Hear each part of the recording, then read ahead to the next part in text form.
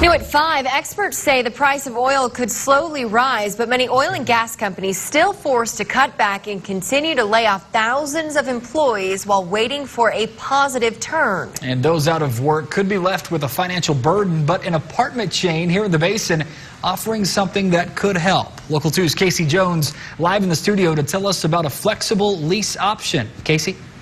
Laid off and left with a lease. It was a scenario Simply Better says they saw all too often, prompting them to start a new system, allowing people a simple way out. When the price of oil is up, so are leases. If people can't pay, of course, any company loses money from that if they have to break their leases. It seems to be a little bit more specific to the Midland-Odessa area because they rely so much on the oil fields. Kim Myers, district manager with Simply Better Properties, tells me they offer a more flexible option for their tenants in the basin. The company owns nearly 24 properties in Midland and Odessa and saw a 10% drop in occupancy last fall.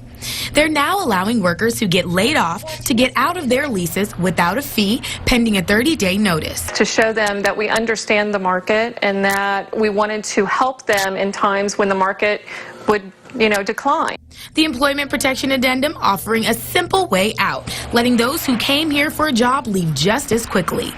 Currently, probably about 5% of our market that is in the oil field that we've had as far as having to use it due to the declining market in the oil field. The Texas Workforce Commission reports more than 8,000 workers laid off last year, and nearly 70% of those come from the natural resources sector. But Myers tells me tenants working in other fields also take advantage of their offer. It's not specific just for the oil fields because we know that the community is affected not only by the oil fields but the oil fields themselves.